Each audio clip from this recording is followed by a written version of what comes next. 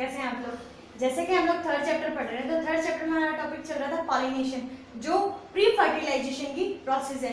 अब यहाँ पे पॉलिनेशन की बात करें तो पॉलिनेशन के हम लोगों ने दो टाइप देखे, एक सेल्फ पॉलिनेशन था, एक क्रॉस पॉलिनेशन था। जहाँ हम सेल्फ पॉलिनेशन की बात करें तो सेल्फ पॉलिनेशन के हम लोगों ने अडेप्टेशन देखे, उसी टाइप से हम लोगों ने क्रॉस पॉलिनेशन के भी अडेप्टेशन है वो कल के वीडियोस में ऑलरेडी देख चुके हैं। आज जो हम बात करने वाले हैं वो बात करने वाले एजेंट्स ऑफ पॉलिनेशन। आप अच्छे से ध्यान में है कि एजेंट्स है वो कहाँ यूज आ रहे थे, क्रॉस पॉलिनेशन में यूज आ रहे थे।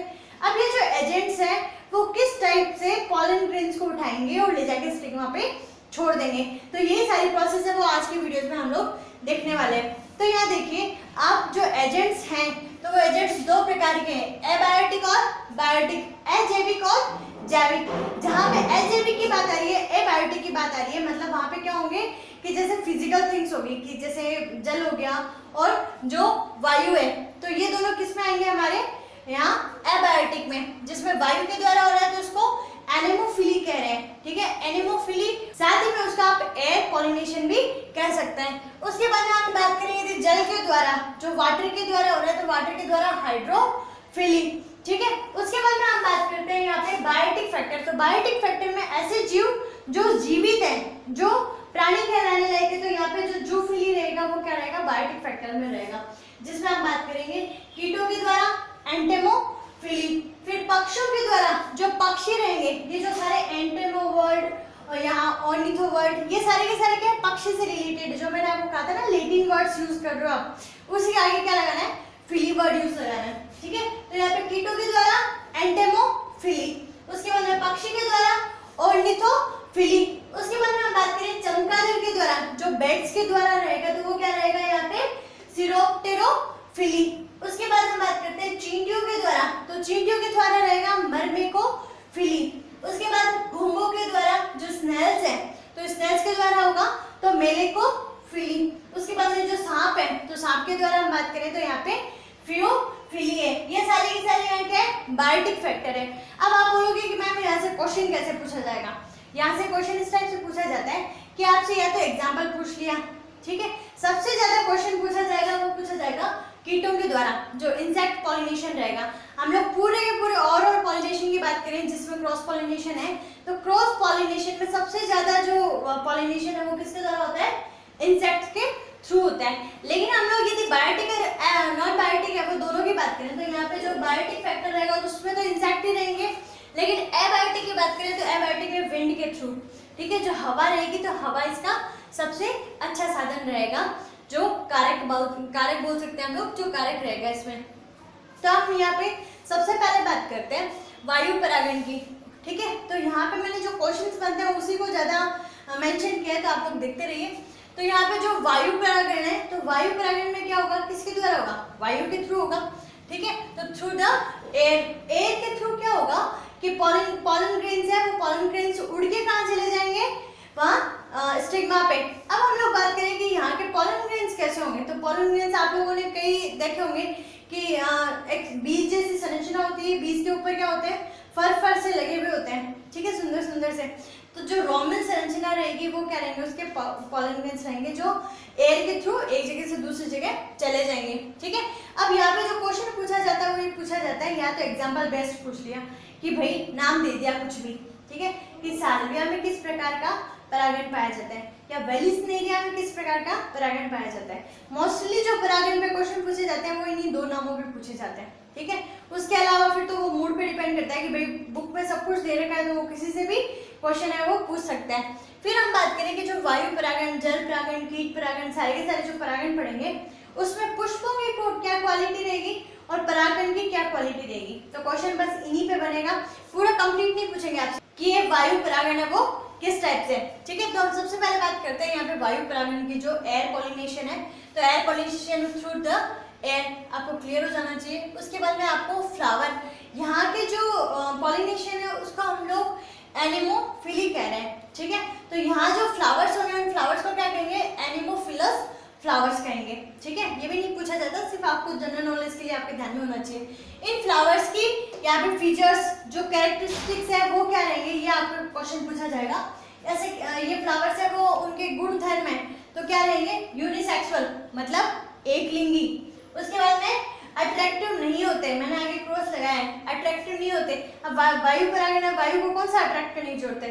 कीटों में पढ़ेंगे हम लोग, तो कीटों में अट्रैक्टिव होंगे फ्लावर्स।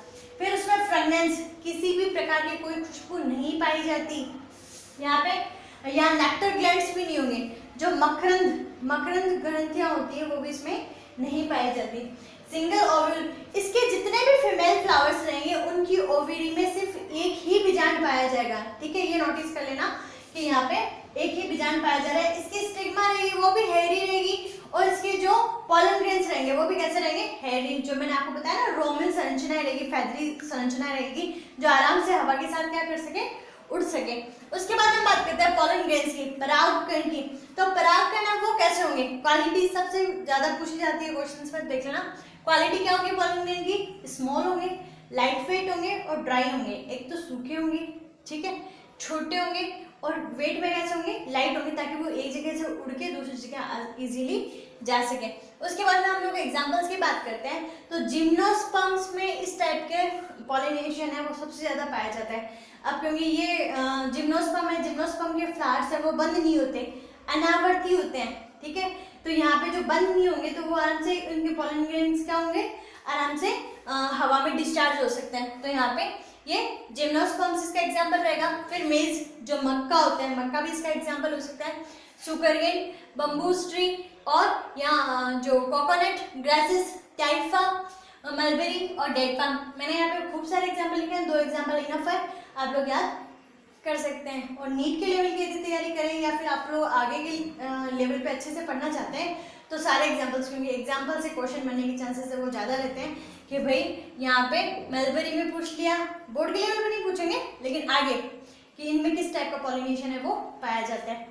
उसके बाद हम बात करें सल्फर शॉवर, मतलब जो सल्फर वर्षा होती है। तो सल्फर वर्षा वो कैसी होगी कि जहाँ पे जिम्नोस्पर्म्स या जो यहाँ पाइनस के ट्रीज ज़्यादा पाए जाते हैं, तो वहाँ क्या होता है?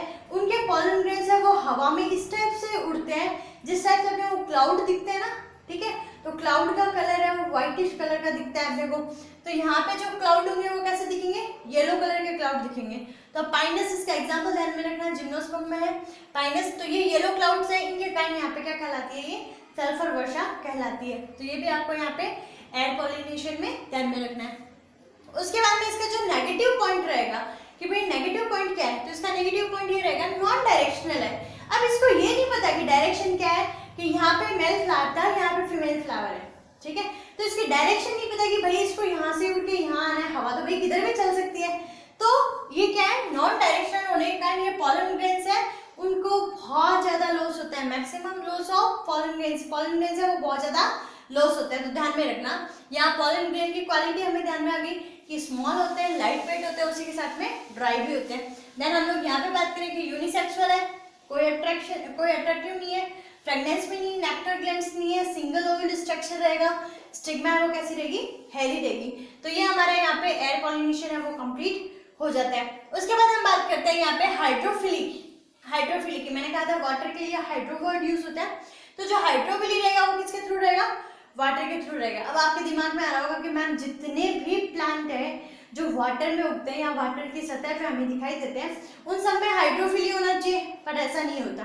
ठीक है, जो पूरे के पूरे हाइड्रोफाइट्स होते हैं, जो जलोदभित पादप होते हैं, उन जलोदभित पादपों के सिर्फ 30% में क्या पाया जाता है? हाइड्रोफिली पाया जाता है। बाकी सब में अलग अलग प्रकार के पॉलिनेशन है वो पाए जाते हैं। तो मैंने यहाँ पे नोट लिख के एक बात लिखी है, मैंने लिखा है all hydrophytes are not hydrophilic in nature, कि उनकी हाइड्रोफिलिक नेचर नहीं होती सारे के सारे हाइड्रोफाइट्स की, सिर्फ 30% की ही हाइड्रोफिलिक नेचर रहेगी। ठीक है, उसके बाद में इसके 2 टाइप्स है।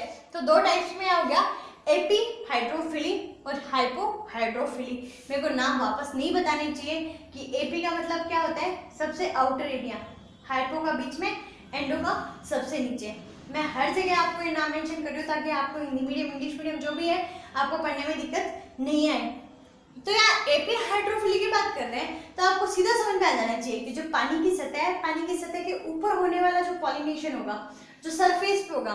ठीक है, तो यहाँ पे अधिजल बोला जाता है इसको, अधो। ठीक है, तो यहाँ पे अधिजल रहेगा तो इसमें ऑन द सरफेस। क्लियर?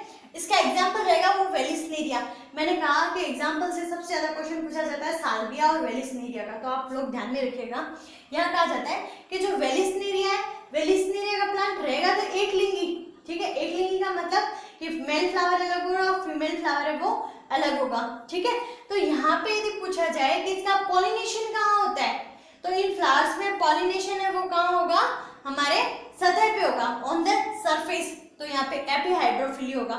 लेकिन बाकी जितने भी प्रोसेस है, मतलब गैमेट बनना, उसका फर्टिलाइजेशन, जाइगोट बनना, ये सारे के सारे प्रोसेस कहाँ होंगे, पानी के अंदर होगी। लेकिन पॉलिनेशन कहाँ होगा, यहाँ एपिहाइड्रोफिली, ठीक है, ऑन द सरफेस। जैसे मैंने आपको डायग्राम यहाँ शो कर देती हूँ कि ये जो डायग्राम है, तो ये जो आपको एक लाइन दिखाई दे रही है, ये क्या है, सरफेस है, क्या है, सरफेस है। तो यहाँ पे क्या है कि इस टाइप से ये है ना, ये वाला जो एरिया है, इसमें क्या बन रहा है, यहाँ मैंने नीचे मेल फ्लावर है वो मेंशन किया। अब ये मेल फ्लावर है, ये क्या है, जैसे परिपक्व होंगे, ठीक है, तो परिपक्व होंगे तो बंद कंडीशन में रहेंगे, खुलेंगे नहीं, ठीक है। यहाँ पे इनका नेचर कैसा है, क्लिस्ट्रोगेमी है, ये बंद ही रह रहे हैं, और बंद ही यहाँ से टूट के कहाँ चले जाएंगे, सतह पे चले जाएंगे, ठीक है। और यहाँ पे आपको एक फीमेल फ्लावर दिख रहा होगा, ठीक है, फीमेल फ्लावर है, उसका जो नीचे फिलामेंट रहेगा वो कैसा रहेगा, कुंडलित रहेगा, कॉइल्ड स्ट्रक्चर रहेगा। तो ये जो कॉइल्ड स्ट्रक्चर है, इसको क्या है कि रसायन के थ्रू मैसेज मिल जाते हैं, जैसे हार्मोन्स, केमिकल्स होते हैं ना, उसी टाइप से इसको क्या होगा, मैसेज मिल जाएगा कि भाई जो मैच्योर मेल फ्लावर्स थे वो कहाँ आ चुके, सतह पे आ चुके, ठीक है। तो ये क्या करेगी, अपना कुंडलन खोलेगी, कुंडलन खोल के सीधा यहाँ पे सतह पे जाएगी, सतह पे जाके जैसे ये मेल फ्लावर को टच करेगी, मेल फ्लावर है वो खुल जाएगा, और उसके पॉलन ग्रेन से वो कहाँ आ जाएगी, कहाँ आ जाएंगे, फीमेल फ्लावर की स्टिग्मा पे, और ये वापस कुंडलन करके वापस नीचे आ जाएगी। तो सारा का सारा फंक्शन है कि मेल गैमेट और फीमेल गैमेट बने भी यहीं पे, ठीक है।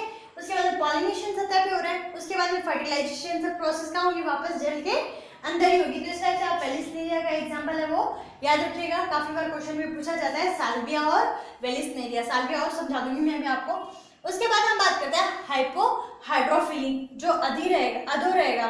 तो इसमें इनसाइड द वाटर, इसमें जोस्टेरा और हाइड्रिला, आपको सिर्फ एग्जांपल्स ध्यान में रखना है। उसके बाद हम बात करते हैं कुछ एक्सेप्शंस है इसमें जो अपवाद है। तो यहाँ पे बात करें पोटेमोजिटोन, यहाँ पे पोटेमोजिटोन, और यहाँ पे ये माइरोफिलम।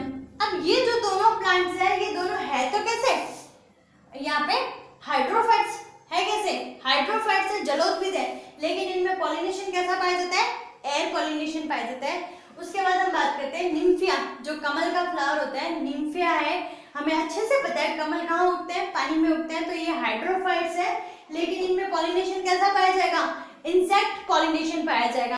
तो इस टाइप से आप लोग ये ध्यान में रखिएगा, ये क्या रहेंगे, इनके एक्सेप्शंस रहेंगे, और ये सारे एग्जांपल्स जिसमें वेलिस्नेरिया आपको अच्छे से ध्यान में रखना है। यहाँ पे फ्लावर की और पॉलन ग्रेन की जो क्वालिटी है वो आपको ध्यान में रखनी है। तो इस वीडियो में जो हम लोगों ने चर्चा की वो थी सिर्फ एबायोटिक के बारे में, जो एबायोटिक एजेंट्स रहेंगे उनके बारे में हम लोग ऑलरेडी स्टडी कर चुके।